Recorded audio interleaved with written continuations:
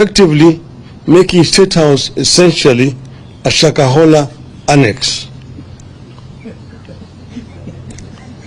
6.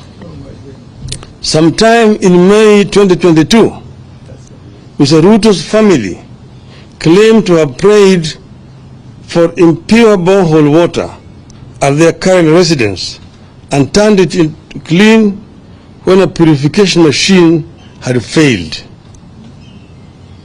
We see no difference between this claim and the outrageous ones made by cult pastors, like performing fake miracles and extorting money from believers with the calls like tuma mbegu ya 310 or fast until you meet Christ.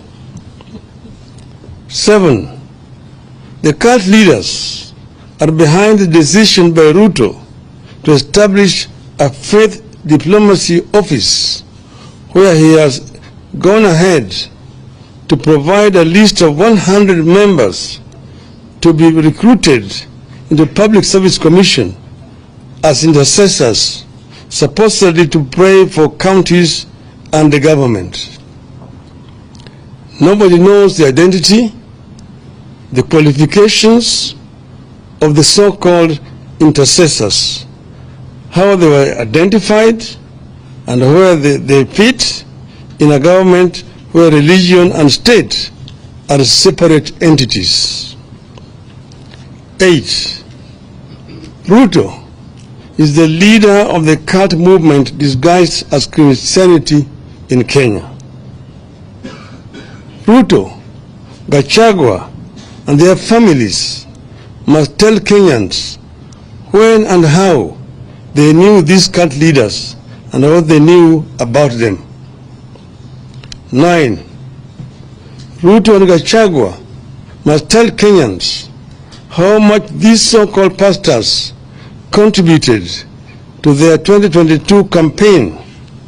How many times have the so-called pastors accessed a Statehouse since the start of this regime? 10. As we stated at the start, Ruto must know he has no powers to appoint a judicial commission of inquiry, so that option is out. 11. We are all aware that judicial commissions of inquiry have been the tool of choice whenever the government has something to hide, like you believe Ruto does now. 12. Parliament must swing into action, come up with a select committee, and get to the roots of the cultic activities in the country and the abuse of religion for political gain. 13. Parliament must help us establish whether the deaths at Shakahola were acts of rogue pastors, human sacrifices, or body organ trade, and who the beneficiaries were. 14. The DCI may have swung into action late, but since they did, they have been doing a great job in Shakahola. They should be allowed to do their job without interference. 15.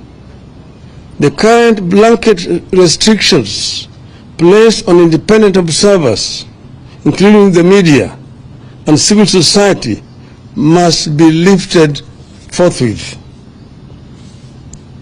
16. The state must give the media full access to the scene of crime and various aspects of the investigations.